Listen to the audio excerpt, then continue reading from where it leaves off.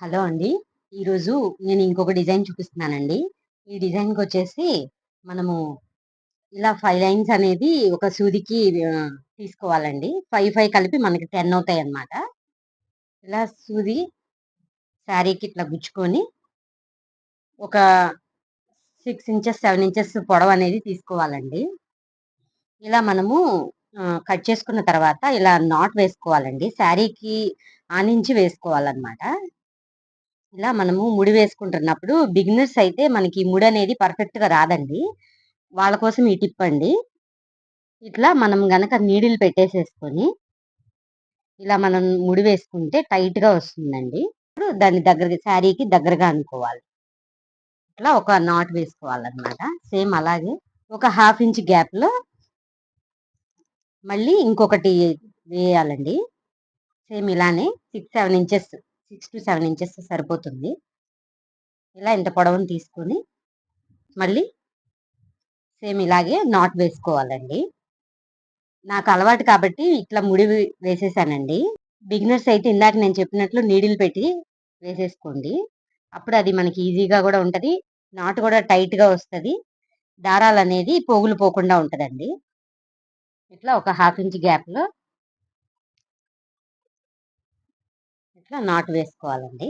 ఒక half inch గ్యాప్‌తో వేసుకున్నాక ఇప్పుడు ఈ ఫస్ట్‌ది ఉంది గదండీ! ఈ ఫస్ట్‌ది ఫుల్‌గా తీసుకోవాలండి. సెకండ్‌దొచ్చేసి హాఫ్ తీసుకోవాలి అందులో. ఇలా తీసుకొని వీటిని పక్కకనేసుకొని ఈ లైన్స్ అన్నీ నీట్‌గా వచ్చేట్లుగా మనం చేత్తోనే సరి జేసుకోవాలండి. ఇది ఇలా పట్టుకొని ఇవి పక్కకనేసేసి ఇలా ముడి వేసుకోవాలండి.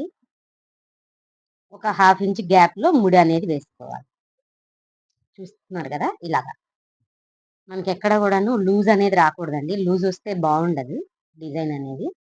సేమ్ అలాగే ఇందులో హాఫ్ తీసుకున్నాం గదండీ! ఇంకో హాఫ్ ఉంది గదా! ఆ హాఫ్ ఇది 2 కలిపి పట్టుకొని ఇలా దగ్గరకు పట్టుకొని ముడి వేసుకోవాలండి. మనం దగ్గరకు పట్టుకున్నా మనకి ముడనేది కొంచెం కిందకే వస్తుందండి.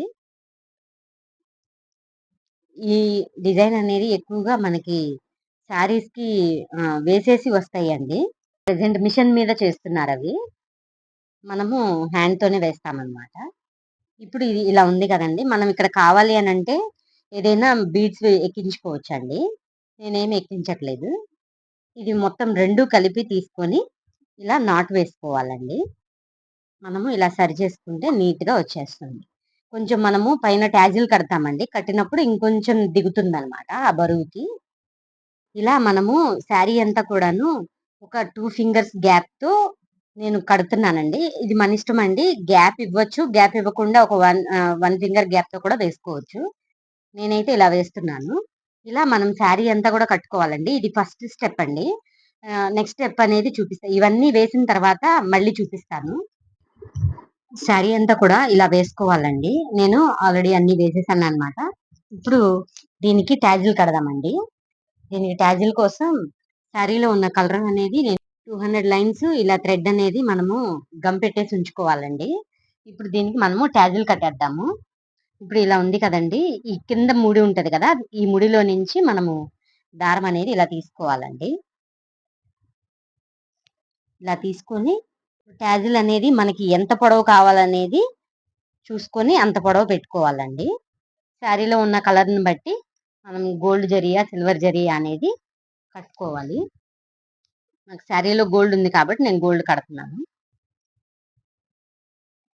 ఇలా పెట్టేసేసి ఇలా నాట్ వేసుకోవాలి.